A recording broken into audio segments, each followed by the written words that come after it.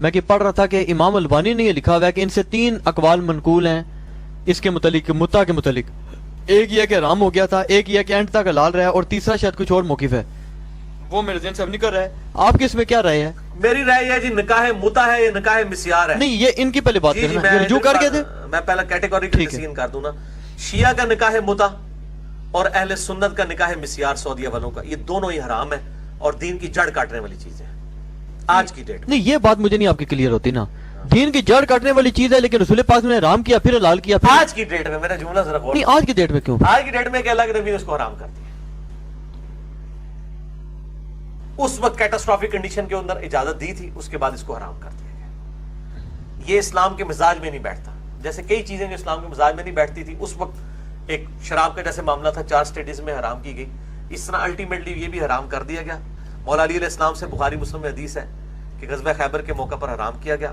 اس کے بعد ایک حدیث صحیح مسلم میں آتی ہے کہ غزوہ جو فتح مکہ کے بعد کچھ دنوں کے لیے اللہ کے نبی صلی اللہ علیہ وسلم نے اس کی اجازت دی، وہ ایز این ایکسیپشن. آپ تو ظاہر وہی کے ذریعے کر رہے ہوتے. لیکن شراب دوبارہ حلال تو نہیں ہوئی.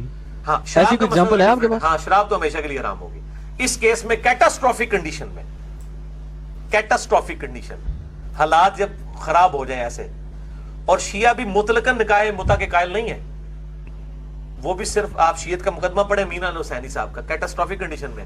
اور داعش بھی قائل ہے نکاح متع کی.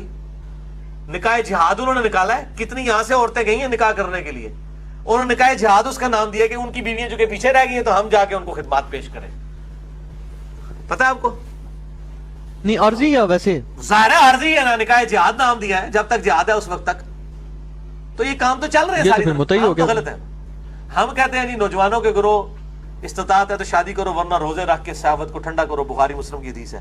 ہم تو قطعاً اس کے قائل نہیں ہیں. ابھی آپ نے نکاح مسیار جو ہے ٹرم، یہ میرے خیال سے جو عام لوگ ہیں وہ تو شیعہ پہ کرٹیسائز کرتے ہیں متع کے حوالے سے. تو جو نکاح مسیار ہے اس کا تو جنرل پبلک کو عام طور پہ پتہ ہی نہیں ہے، تو اس کو تھوڑا ایکسپلین کر دیں. جی نکاح مسیار کا جنرل پبلک کو پتہ ہے، کیونکہ جس جنرل پبلک کے علماء نے یہ فتوے دیے ہیں نا، وہ ان کے تنخواہ دار اور ریالدار لوگ جو ہے نا اس کے حق میں باقاعدہ لیکچرز ریکارڈ کرا کرا کے چڑھوا رہے ہیں. آپ نیٹ کے اوپر جا کے لکھیں، ان کے تنخواہ داروں کی شکلیں آپ کے سامنے آ جائیں گی نکاح مسیار کی. اب میں نے جو کہ سخت لفظ استعمال کیے اس لیے میں نام نہیں لیتا، تو وہ تنخواہ دار آپ کے سامنے آ جائیں گے جنہوں نے نکاح مسیار کے باقاعدہ فضائل سنائے ہوئے ہیں. ٹھیک ہے نا جی. تو ہے نکاح مسیار بھی موجود ہے، وہ بھی پری پلانڈ نکاح ہے، اور اس میں بیوی کو بھی اجازت دی جاتی ہے کہ وہ یعنی اپنے خامند کو بھی طلاق، اور بیوی خود بخود اپنے اس حق سے دستبردار ہو جاتی ہے.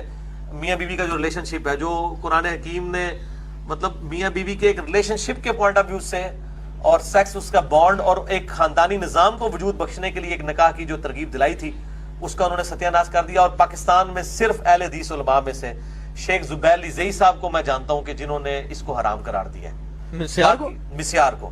باقی شاید ان کو چندہ نہیں آتا ہوگا سعودیہ سے. ٹھیک ہے نا جی. اور اگر آتا بھی ہو میں ان کو ایک حاگو انسان سمجھتا ہوں، مطلب کہ وہ ایک حاگو انسان تھے. باقی سارے چندہ خاروں کی جو چندہ خوروں کی جرت نہیں ہوئی ہے کہ اس کو غلط کہیں. نجی محفلوں میں کہہ دیں گے، پبلکلی نہیں کہیں گے غلط، اور پبلکلی الٹا دفاع کریں گے. ساملہ ظہیر صاحب نے دفاع کیا آگے، اس حد تک دفاع کیا ہے کہ انہوں نے کہا کہ نکاح متع تو بخاری مسلم میں کہیں ہے ہی نہیں ہے. وہاں دیوبندی عالم نے ان کو ٹوکا کہ حضرت صاحب بخاری مسلم میں تھا، بعد میں منسوخ ہوا ہے. وہ کہتا ہے ہی نہیں تھا، نکاح متع تو کہیں ہے ہی نہیں تھا. انہوں اپنے بزرگوں کا پتا ہے کہ یہ ہے وہ جڑا ہے نہیں سی، جڑا 14ویں صدی چ بنایا ہے سعودیہ دے مولویاں نے، وہ ہے تے جڑا اللہ نبی دے زمانے چ رائٹ سی اور آپ صلی اللہ علیہ وسلم نے خود صحابہ نو اجازت دیتی، بعد ہی منسوخ ہویا.